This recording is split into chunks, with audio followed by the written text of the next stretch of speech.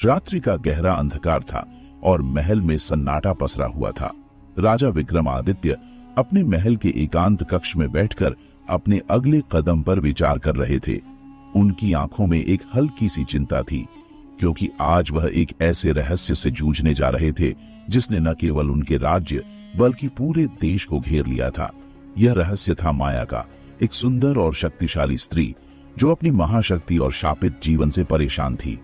माया का चेहरा, जिसकी सुंदरता के चर्चे दूर दूर तक होते थे, अब एक रहस्य और डर के प्रतीक बन चुका था।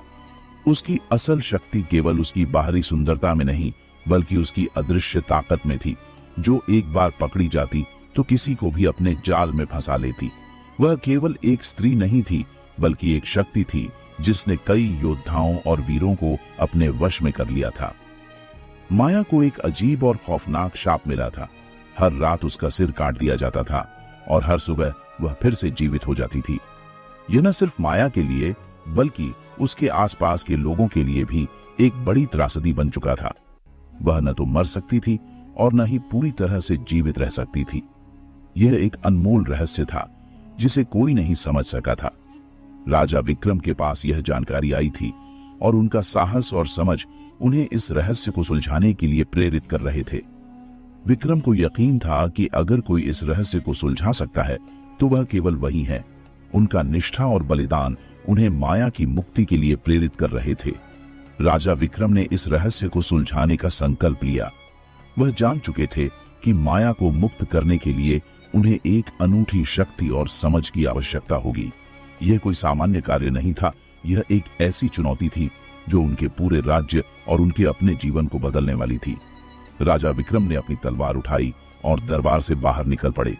वह अकेले ही माया की तलाश में निकल पड़े। वे जानते थे कि यह यात्रा खतरनाक हो सकती है, लेकिन उनका आत्मविश्वास और निष्ठा उन्हें इस राह पर आगे बढ़ने के लिए मजबूर कर रहे थे। विक्रम ने माया के बारे में कई प्रकार की कहानियां सुनी थीं। कुछ लोग कहते थे कि माया एक देवता की शक्ति से जुड़ी थी और कुछ का कहना था कि वह किसी प्राचीन शाप का परिणाम थी। लेकिन विक्रम ने इन सारी बातों को नजरअंदाज करते हुए केवल एक ही उद्देश्य तय किया, माया को उसके शाप से मुक्त करना। राजा विक्रम ने धीरे धीरे उस अंधेरे जंगल की ओर कदम बढ़ाए जहां माया की शक्ति का प्रभाव महसूस किया जाता था। यह जंगल न केवल भूत प्रेतों से भरा हुआ था, बल्कि इसमें एक अजीब सी सन्नाटे की भावना भी थी। विक्रम का दिल तेजी से धड़क रहा था, लेकिन उन्होंने कभी भी अपनी कदमों को नहीं रुकने दिया। जैसे ही विक्रम उस रहस्यमय स्थान के करीब पहुंचे, उन्होंने देखा कि वहां एक डरावना दृश्य था। माया का सिर एक पत्थर पर रखा हुआ था और उसकी आंखों में एक खौफनाक चमक थी। विक्रम ने अपने साहस को संभालते हुए आगे बढ़ने का फैसला किया। माया ने धीरे धीरे विक्रम की ओर देखा और फिर उसकी आवाज में एक दर्दनाक घबराहट आई। क्या तुम मुझे इस शाप से मुक्त कर सकते हो, विक्रम? माया की आवाज में कुछ ऐसा था जो विक्रम को अंदर तक हिला गया। विक्रम ने अपने दिल की आवाज सुनी और माया के पास पहुंचे। माया, मुझे तुम्हारी मदद चाहिए। तुम्हारा शाप केवल तुम ही समाप्त कर सकती हो। मैं तुम्हारी सहायता के लिए यहाँ हूं, विक्रम ने निष्ठा और साहस के साथ कहा। माया की आंखों में आशा की एक झलक आई। वह जानती थी कि विक्रम में एक ऐसी शक्ति है जो उसे इस अंधकार से बाहर निकाल सकती है। तुम्हारी मदद से ही मुझे शांति मिलेगी विक्रम, परंतु यह रास्ता आसान नहीं है। तुम्हें हर प्रकार की चुनौती का सामना करना होगा, माया ने कहा। अब विक्रम के सामने एक नया प्रश्न था। क्या वह इस रहस्य को सुलझा पाएंगे? क्या वह माया की मुक्ति के लिए वह सब कुछ कर पाएंगे जो इस शाप को समाप्त करने के लिए जरूरी है? विक्रम ने ठान लिया कि वह हर चुनौती का सामना करेंगे, चाहे वह कितनी भी कठिन क्यों न हो। गहरी रात में बेताल ने विक्रम को कहानी सुनानी शुरू की थी और माया की मृत्यु के रहस्य ने विक्रम के मन में भय, उत्सुकता और संकल्प का संचार कर दिया था। जैसे ही बेताल ने विक्रम को कहानी के दूसरे चरण में प्रवेश करवाया, चारों ओर का अंधेरा और गहरा हो गया। जंगल की भयावह नीरवता से विक्रम का दिल एक पल के लिए कांप उठा, लेकिन उसने स्वयं को शांत किया और बेताल की बातों को सुनने में मग्न हो गया। बेताल ने रहस्यमयी स्वर में कहा, राजन, माया की आत्मा गांव में भटक रही थी, लेकिन यह केवल एक साधारण भटकती आत्मा नहीं थी। माया की आत्मा में एक असाधारण शक्ति थी। उसने स्वयं को हानि पहुंचाने वाले को खोजने का संकल्प लिया था और उसकी आत्मा अब न्याय की तलाश में गांव के हर कोने में घूमती थी। लेकिन क्या वह विक्रम को संकेत देना चाह रही थी? क्या वह उन्हें इस भयानक रहस्य के करीब लाने की कोशिश कर रही थी? विक्रम ने अपने मन में सोचा, एक निर्दोष स्त्री की आत्मा यदि प्रतिशोध में जल रही है तो इसका मतलब है कि उसके साथ अन्याय हुआ है। मुझे माया को न्याय दिलाना ही होगा, चाहे इसके लिए मुझे अपनी जान ही क्यों न जोखिम में डालनी पड़े। अचानक एक ठंडी हवा का झोंका जंगल से आया और विक्रम के कानों में एक अजीब आवाज गूंजने लगी। वह समझ नहीं पा रहे थे कि यह सच में हो रहा था या यह उनका वहम था, लेकिन वह आवाज माया की मदद की पुकार जैसी थी। आवाज विक्रम को एक दिशा में बुला रही थी, जैसे उसे किसी खास स्थान पर ले जाना चाहती हो। विक्रम ने अपने कदम उस दिशा में बढ़ा दिए और बेताल के चेहरे पर एक गूढ़ मुस्कान उभर आई, मानो वह इस यात्रा के परिणाम को पहले से ही जानता हो। जैसे ही विक्रम उस दिशा में आगे बढ़े, उन्हें जमीन पर कुछ अजीब से निशान दिखाई देने लगे। ये निशान ऐसे थे जैसे किसी ने घसीटकर खून से एक मार्ग बनाया हो। विक्रम का दिल जोरों से धड़कने लगा, लेकिन उन्होंने अपने भीतर के भय को दबाकर साहस का परिचय दिया। उन्होंने सोचा, यदि माया की आत्मा मुझे मार्गदर्शन दे रही है तो इसका मतलब है कि मैं सही दिशा में हूं। विक्रम जैसे ही आगे बढ़े, उन्हें एक पुराना और टूटा फूटा कुआं दिखाई दिया। इस कुएं के चारों ओर अजीब सी शांति और सन्नाटा था, लेकिन उसमें एक खिंचाव था, जैसे कोई अदृश्य शक्ति उन्हें अपनी ओर खींच रही हो। उन्होंने कुएं के पास जाकर नीचे झांका तो उन्हें एक सफेद कपद्दा और कुछ टूटे फूटे चूतियों के टुकड़े दिखाई दिए। यह स्पष्ट था कि ये माया के ही थे जो उस रात उसके शरीर से अलग हो गए थे। बेताल ने मुस्कुराते हुए कहा, राजन, यह मात्र संयोग नहीं है, यह कुआं माया की कष्ट और दर्द का प्रतीक है। जिस प्रकार इस कुएं की गहराई में अंधेरा है, वैसे ही माया के साथ हुए अन्याय का रहस्य भी गहरे में दबा हुआ है। लेकिन तुम्हें इस गहराई में उतरकर सच्चाई का सामना करना होगा। विक्रम को यह समझ आ गया कि माया की आत्मा इस कुएं के पास ही थी और यह एक सुराग हो सकता था। उन्होंने दृढ़ निश्चय कर लिया कि वह इस कुएं का रहस्य जानकर ही रहेंगे। अगले दिन विक्रम गांव पहुंचे और वहां के लोगों से माया के बारे में पूछताछ शुरू की।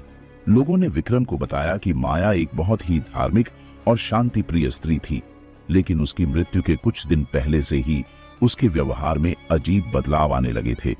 उसे जैसे किसी का डर सताने लगा था। उसने कई बार अपने पड़ीडी ढोसियों को बताया था कि उसके पीछे कोई है जो उसे मार डालना चाहता है, लेकिन किसी ने उसकी बातों पर यकीन नहीं किया। एक बुजुर्ग महिला ने विक्रम से कहा, माया को एक परछाई का डर सताने लगा था, जो रात के अंधेरे में उसकी खिड़की पर खड़ी होकर उसे घूरती थी। वह परछाई एक काली आकृति में थी और उसकी आंखें लाल अंगारे जैसी चमकती थी। माया का डर दिन ब दिन बढ़ता गया और उसने कई बार मंदिर में जाकर भगवान से अपनी सुरक्षा की प्रार्थना भी की थी, लेकिन उसकी हर प्रार्थना अनसुनी रह गई और एक दिन वह इस दुनिया से चली गई। विक्रम के मन में सवालों का जाल बुन गया। यह परछाई कौन थी? क्या यह माया के जीवन का कोई हिस्सा था या फिर यह किसी प्रकार की बुरी आत्मा का साया था? विक्रम ने सोचा कि माया की आत्मा शायद किसी संकेत के माध्यम से उसे उसकी मृत्यु के रहस्यों तक पहुंचाना चाहती है। विक्रम ने गांव वालों से यह भी पूछा कि माया के जीवन में कोई खास व्यक्ति था या नहीं, जिससे उसकी दुश्मनी या कोई विवाद हुआ हो। लेकिन लोगों ने बताया कि माया ने किसी के साथ कोई दुश्मनी नहीं रखी थी। उसकी मृत्यु का कारण वाकई रहस्यमयी था, जो एक गहरे अंधेरे में छिपा हुआ था। राजा विक्रम ने अपने मन में ठान लिया कि वह इस रहस्य को सुलझाकर ही दम लेंगे। उन्होंने गांव वालों को भरोसा दिलाया कि वह माया के हत्यारे का पता लगाएंगे और उसे सजा दिलाकर ही चैन से बैठेंगे। विक्रम का दृढ़ संकल्प देखकर गांव वालों के मन में भी आशा की किरण जाग उठी। उन्हें विश्वास हो चला कि अब माया की आत्मा को जल्द ही शांति मिलेगी। विक्रम का हृदय अब इस रहस्य को सुलझाने के लिए और भी उत्सुक हो गया। उन्होंने अपने साहस और विवेक का सहारा लिया और माया के जीवन से जुड़े हर छोटे बड़े संकेत को समझने की कोशिश की। अब विक्रम को बस एक ही बात समझनी थी, वह परछाई कौन थी जो माया को डराती थी और उसका सिर क्यों काटा गया। गहरी रात का अंधेरा हर ओर फैल चुका था। विक्रम अपने मन में दृढ़ निश्चय के साथ माया की आत्मा के रहस्य को सुलझाने के लिए निकल पड़े थे। पिछले अध्याय में मिले संकेतों से उन्हें यह समझ में आ गया था कि माया की आत्मा अब भी गांव में भटक रही है और किसी तरह का संदेश देना चाहती है। लेकिन एक सवाल हर समय उनके मन में घूमता रहा, क्या यह सच में माया की आत्मा थी या यह किसी और ही शक्ति का खेल था? बेताल ने रहस्यमयी मुस्कान के साथ विक्रम से कहा, राजन, तुमने साहस दिखाया है, परंतु अब तुम्हें अपने ही साहस की परीक्षा देनी होगी। यह राह आसान नहीं है और यह परछाई तुम्हें रोकने के लिए सब कुछ करेगी। विक्रम ने दृढ़ स्वर में कहा, चाहे जो भी हो, मैं इस रहस्य को सुलझा कर ही रहूंगा। माया को न्याय दिलाना ही मेरा लक्ष्य है। विक्रम के लिए यह सफर आसान नहीं था। गांव वालों के अनुसार माया के डर का केंद्र वही जंगल था जहां उसे परछाई ने बार बार सताया था। विक्रम ने रात के समय जंगल में प्रवेश किया। जंगल का माहौल बेहद भयानक था। हर ओर अजीब सी खामोशी और घने पेड़ों की छाया में छिपा अंधेरा था। वह हर कदम बेहद संभल कर रख रहे थे क्योंकि उन्हें हर ओर से खतरों का आभास हो रहा था।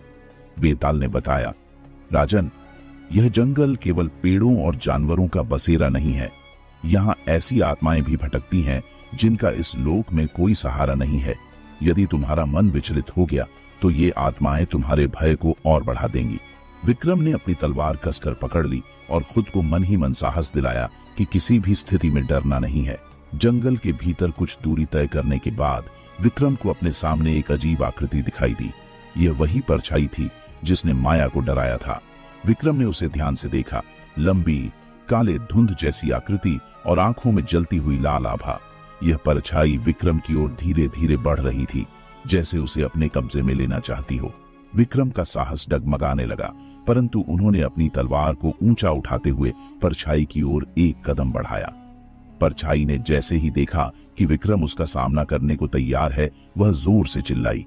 विक्रम को एक क्षण के लिए अपनी आत्मा जैसे कांपती महसूस हुई, लेकिन उन्होंने अपनी आंखें बंद कर साहस बटोरा और उस परछाई की ओर तलवार चलाने का निश्चय किया।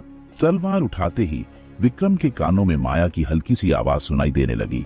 वह आवाज विक्रम को संकेत दे रही थी कि उसे इस परछाई से नहीं लड़ना चाहिए, बल्कि इसे समझने का प्रयास करना चाहिए।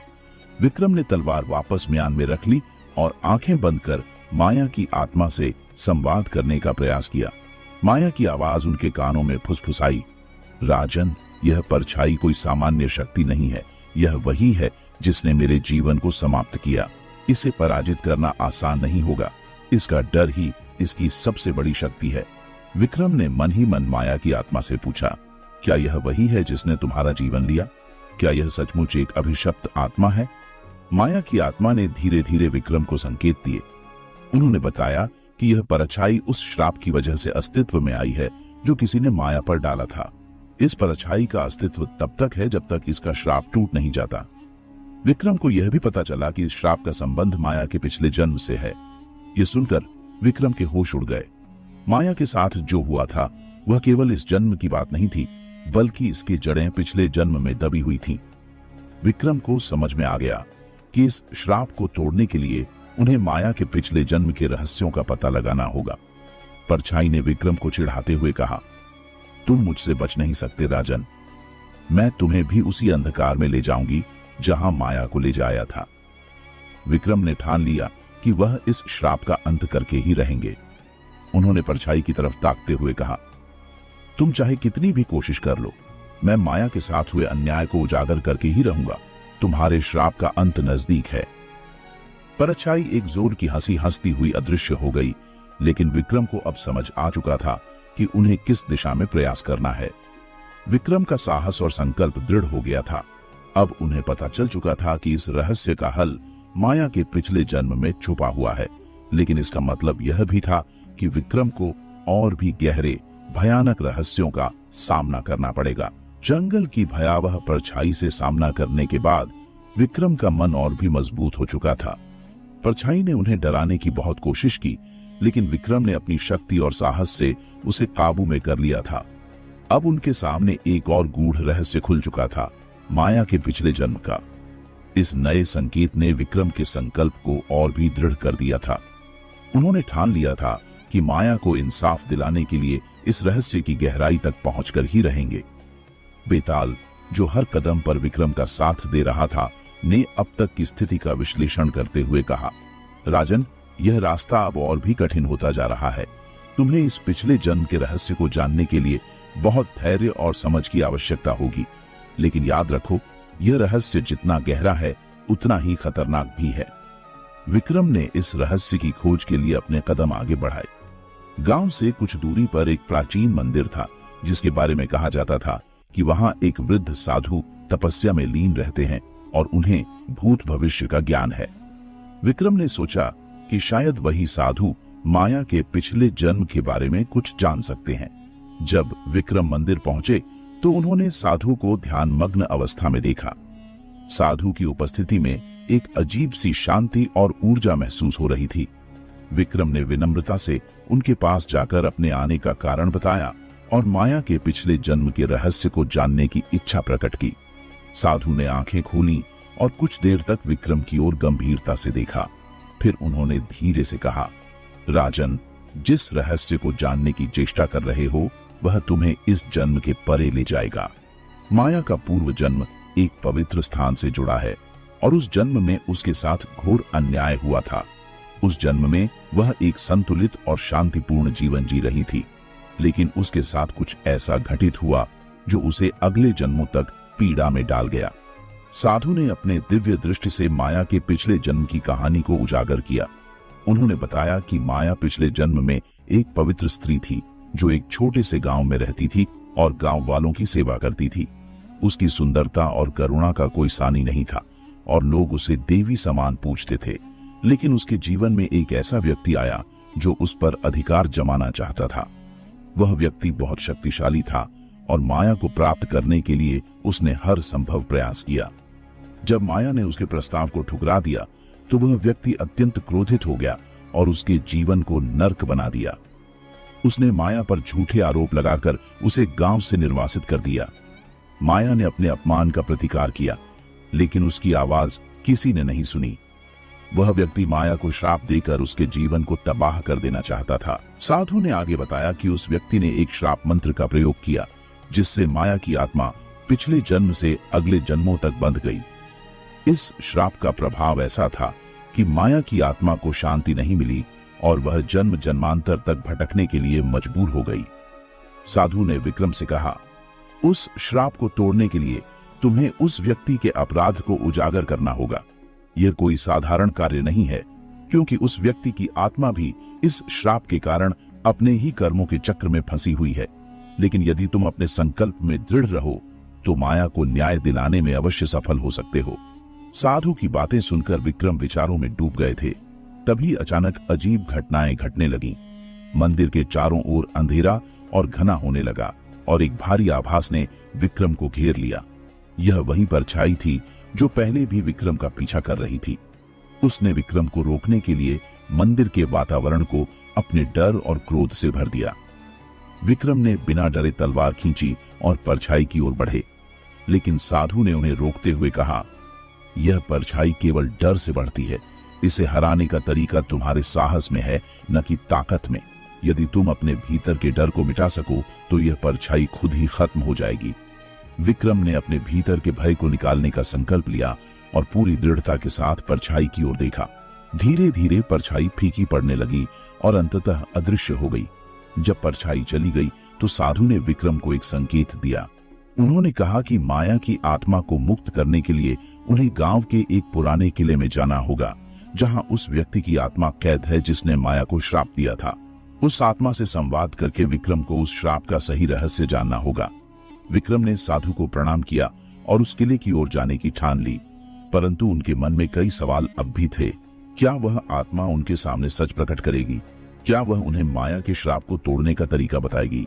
विक्रम अब उस प्राचीन किले की ओर बढ़ रहे थे, जहां माया को श्राप देने वाले व्यक्ति की आत्मा कैद थी। इस किले के बारे में कई भयानक कहानियां सुनने में आई थीं और रात में लोग इस किले के पास जाने से भी कतराते थे। लेकिन विक्रम ने ठान लिया था कि वह हर हाल में इस आत्मा से सामना करेंगे, ताकि माया को न्याय दिलाने का रास्ता साफ हो सके। उनके मन में डर नहीं था, बल्कि एक अनोखी दृढ़ता और जिज्ञासा थी। रात का समय था और चारों ओर गहरी खामोशी थी। हर कदम पर विक्रम को ऐसा महसूस हो रहा था जैसे कोई उन्हें देख रहा हो, लेकिन उन्होंने अपनी यात्रा को जारी रखा। जैसे जैसे वह किले के करीब पहुंचे, हवा में ठंडक और भी बढ़ने लगी और वातावरण में अजीब सी भयावहता भर गई।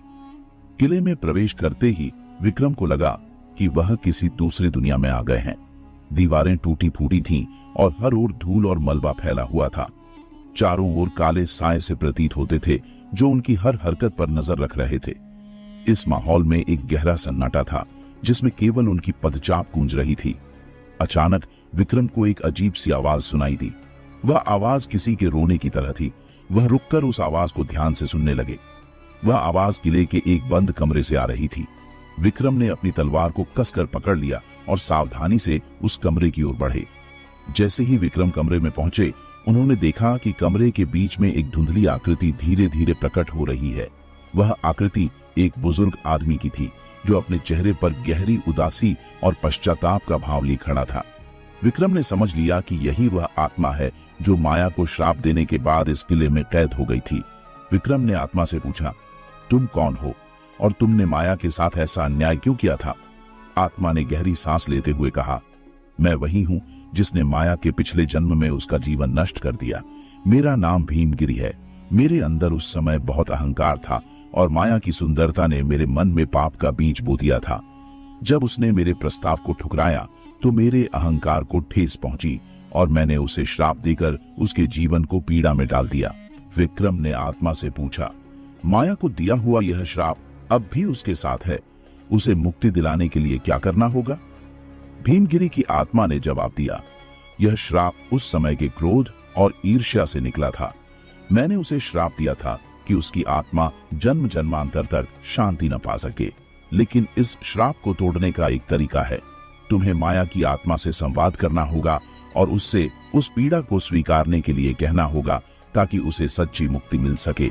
लेकिन यह इतना सरल नहीं होगा क्योंकि इस प्रक्रिया में तुम्हें अपनी आत्मा को भी ताकतवर बनाना होगा। भीमगिरी की आत्मा ने गहरी उदासी में कहा, विक्रम, मुझे अपनी गलतियों का गहरा पश्चाताप है, लेकिन मैं खुद भी इस श्राप का भोगी हूं। जब तक माया को न्याय नहीं मिलेगा, मेरी आत्मा को भी शांति नहीं मिल पाएगी। मैं तुमसे प्रार्थना करता हूं कि तुम इस श्राप को खत्म करने में मेरी सहायता करो। भीमगिरी ने विक्रम को एक गुप्त संकेत दिया जिसमें उन्होंने बताया कि माया की आत्मा को मुक्ति दिलाने के लिए एक विशेष अनुष्ठान करना होगा। इस अनुष्ठान में विक्रम को माया के जीवन की पीड़ा को अपने मन में समाहित करना होगा, जिससे माया को अपने कर्मों का फल भोगने की प्रक्रिया से मुक्ति मिलेगी। भीमगिरी की आत्मा का संवाद खत्म होते ही विक्रम को एक भयानक ऊर्जा का आभास हुआ। किले में एक काला धुंधलका फैलने लगा और दीवारों पर अजीब आकृतियां उभरने लगीं। विक्रम ने देखा कि कई दुष्ट आत्माएं भीमगिरी की आत्मा को घेरे हुए थीं और उस पर हमला करने की कोशिश कर रही थीं। विक्रम ने बिना समय गंवाए अपनी तलवार निकाल ली और उन दुष्ट आत्माओं से मुकाबला करने लगे। यह आत्माएं विक्रम के साहस को कमजोर करने के लिए भयानक आवाजें निकाल रही थीं और उसकी ओर झपट रही थीं। लेकिन विक्रम ने अपने साहस और संकल्प को बनाए रखा और उन पर हमला करना शुरू किया। विक्रम की शक्ति और साहस के आगे एक एक करके दुष्ट आत्माएं समाप्त होने लगीं। अंततः भीमगिरी की आत्मा विक्रम की सहायता से उन दुष्ट आत्माओं से मुक्त हो गई। भीमगिरी ने धन्यवाद देते हुए कहा, राजन, तुम्हारी बहादुरी ने मुझे इस कष्ट से मुक्ति दिलाई है। अब केवल माया की आत्मा को शांति दिलाना शेष है। यह कार्य कठिन है, लेकिन मुझे विश्वास है कि तुम इसे पूरा कर पाओगे। भीमगिरी की आत्मा से विदाई लेकर विक्रम ने किले से बाहर निकलने का निर्णय लिया। उन्होंने मन ही मन यह ठान लिया कि अब माया की आत्मा को भी इस श्राप से मुक्त करके ही रहेंगे। विक्रम किले से बाहर निकलने के बाद उनके मन में एक नई दिशा की तलाश थी। भीमगिरी की आत्मा से मिले ज्ञान और श्राप को तोड़ने के लिए अनुष्ठान की तैयारियों में अब उन्हें गहरी और सावधानी से मार्गदर्शन चाहिए था। माया की आत्मा की मुक्ति के लिए जो विशेष अनुष्ठान था, वह केवल किसी एक स्थान पर नहीं बल्कि एक विशिष्ट समय और ऊर्जा के साथ करना था। विक्रम ने सोच लिया कि उन्हें इस कार्य के लिए न केवल शारीरिक रूप से तैयार रहना होगा बल्कि मानसिक और आत्मिक स्तर पर भी वह पूरी तरह से खुद को साधना होगा। माया की आत्मा के साथ संवाद करने और उसे शांति दिलाने के लिए विक्रम को एक विशेष दिन की आवश्यकता थी, जो उन्हें कैलाश पर्वत के आचार्य से प्राप्त हुआ था। वह जानते थे कि यह यात्रा एक कठिन परीक्षा से कम नहीं होगी, जिसमें उन्हें न केवल भूतकाल की पीड़ाओं से निपटना होगा बल्कि अपनी आंतरिक शक्ति को भी जागृत करना होगा। विक्रम ने अगले कुछ दिनों में माया के जीवन के बारे में गहरी जानकारी जुटाई। उन्होंने जाना कि माया एक समय की बहुत दयालु और कर्तव्यनिष्ठ स्त्री थी, जिसे उसके जन्म के ही समय से कष्ट और संघर्ष का सामना करना पड़ा था। उसकी आत्मा के अंदर के वे पुराने घाव अभी भी ताजे थे, जिन्हें कभी समय और कोई भी मदद नहीं मिल पाई। विक्रम के मन में यह विचार घर करने लगा कि माया की आत्मा को मुक्ति दिलाने के लिए पहले उसे खुद से सच्चाई का सामना कराना होगा। आखिरकार वह दिन आ गया जब विक्रम ने कैलाश पर्वत पर अनुष्ठान करने का निर्णय लिया। यह दिन बेहद महत्वपूर्ण था, क्योंकि एक विशेष ज्योति की स्थिति में ही माया की आत्मा से संवाद किया जा सकता था। विक्रम ने निश्चय किया कि वह माया की आत्मा से संवाद करेंगे और उसे अपनी पीड़ा स्वीकारने के लिए प्रेरित करेंगे। विक्रम ने अपने चित्त में गहरी एकाग्रता पैदा करते हुए माया की आत्मा का आह्वान किया। चारों ओर घना अंधेरा था, लेकिन विक्रम ने अपनी दृष्टि को केंद्रित करते हुए मंत्रों का जाप शुरू किया। जैसे ही वह मंत्रों का उच्चारण करते गए, उनके भीतर की शक्ति जागृत होने लगी और एक अजीब सी ठंडक वातावरण में फैलने लगी। कुछ ही पल बाद विक्रम ने देखा कि माया की धुंधली छवि धीरे धीरे सामने प्रकट होने लगी। वह वही छवि थी जिसे विक्रम ने कई बार अपनी सोच में महसूस किया था। उसकी आंखों में एक गहरी उदासी और पश्चाताप था, लेकिन वह अभी भी खुद को इस श्राप से मुक्त करने के लिए तैयार नहीं थी। माया, विक्रम ने कहा, तुम्हारी आत्मा को शांति तभी मिल सकती है जब तुम अपने भूतकाल के कष्टों का सामना करोगी। तुम्हारी पीड़ा और संघर्ष केवल तुम्हारी आत्मा को जकड़े रखते हैं। तुम जो भी दुख झेल चुकी हो, उसे स्वीकार करोगी तो तुम्हारी मुक्ति का मार्ग खुलेगा। माया की आत्मा ने गहरी सांस ली और बोली, मैंने हर कदम पर पीड़ा को झेला है विक्रम। मैं न केवल इस जीवन में बल्कि पिछले जन्मों में भी उन कष्टों से जूझती रही हूं। मेरे साथ एक धोखा हुआ था और अब तक मैं उसी कैद में फंसी हुई हूं। विक्रम ने उसकी आत्मा से कहा, तुम्हारे साथ जो हुआ वह बहुत दुखद था, लेकिन उसे ढोते हुए तुम अपनी शक्ति को खो रही हो। अब समय है कि तुम उस पीड़ा को छोड़ दो और अपनी आत्मा को मुक्त करो। माया ने धीरे से सिर झुका लिया, जैसे वह विक्रम की बातों को समझ रही हो, लेकिन उसकी आंखों में एक अजीब सा भय था। क्या मैं कभी शांति पा सकती हूं? उसने पूछा। विक्रम ने अपने दिल में सच्चाई का अनुभव करते हुए कहा, तुम केवल तभी शांति पा सकती हो जब तुम अपने भीतर के डर को छोड़ दोगी, वह डर जो तुम्हें हमेशा तुम्हारे घावों में बांधता है। यह समय तुम्हारी आत्मा को शुद्ध करने का है माया। तुम्हें अपने भीतर की शक्ति को पहचानना होगा। तुमने जो भोगा वह अब तुम्हारा हिस्सा नहीं है। अब तुम्हारा समय है आत्मिक रूप से मुक्त होने का। माया ने धीरे धीरे अपनी आंखें बंद की और विक्रम ने देखा कि उसकी आत्मा में कुछ हलचल सी हुई। उसके चेहरे पर एक संतुलन आ रहा था, जैसे वह कुछ बड़ा स्वीकार कर रही हो। विक्रम ने अपने अनुष्ठान को फिर से शुरू किया, मंत्रों का उच्चारण करते हुए, और माया की आत्मा को शांति की ओर मार्गदर्शन करने का प्रयास किया। इस बार माया की आत्मा को किसी प्रकार का रोशन अनुभव हो रहा था। उसके चेहरे पर एक आंतरिक शांति का एहसास होने लगा और उसने आहिस्ता से कहा, अब मैं तैयार हूं, मैं अपनी पीड़ा को छोड़ती हूं। विक्रम ने देखा कि माया की आत्मा की घनी धुंध हल्की होने लगी और वह धीरे धीरे दिव्य प्रकाश में समाहित होने लगी।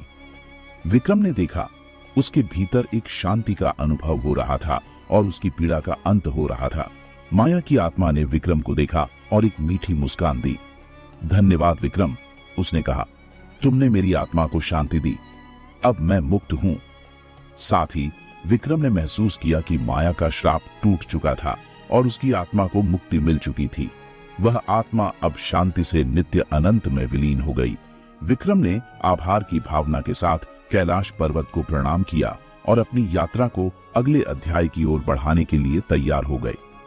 दोस्तों, विक्रम बेताल की इस रहस्यमयी यात्रा ने हमें सिखाया कि हर चुनौती में एक नया अवसर छिपा होता है।